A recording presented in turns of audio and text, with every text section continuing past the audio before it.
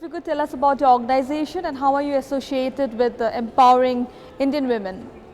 6 Seconds is a global organization that teaches people how to create positive change.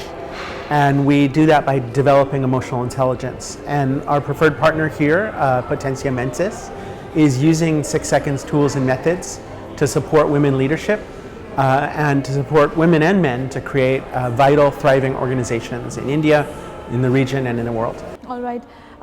So according to you, what would be the 3 major challenges India is facing right now? Well, I would say that in times of a great deal of change, it means there's a lot of opportunity, but there's also a lot of complexity.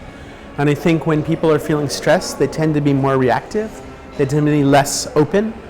And in order to really move out of the challenges that India is facing now and that the world's facing now, we need to be creative, we need to connect with each other, we need to innovate, we need to get out of our old patterns and out of the box.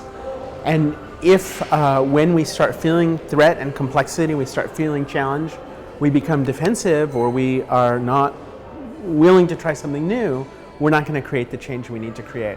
So I think it's about saying, look, we're in times of challenge, and in a time of challenge we have 2 options. One is we can treat that as a threat and we can go into reaction, we can start protecting, or we can see that as something that's exciting and energizing, and we can move forward and be open to what's really going to move the situation forward.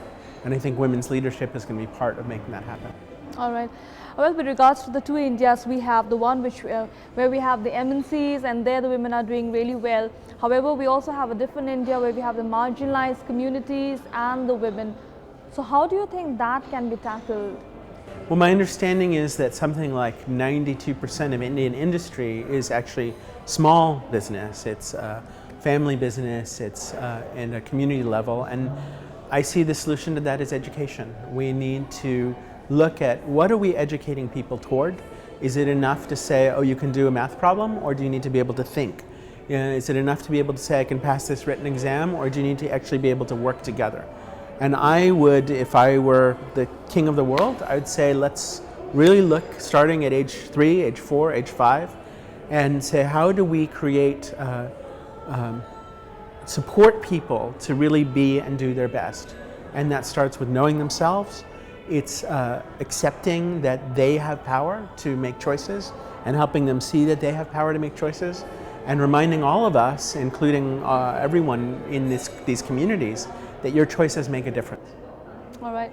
As the last question here, a few takeaways for the delegates from this event, and what would be few do's and don'ts for women entrepreneurs, startups in India, according to you? I would say that one of the things we talked about today is that it's about not getting caught in a particular stereotype, not getting caught in a particular bias, recognizing, yes, we have differences, but we also have tremendous similarity.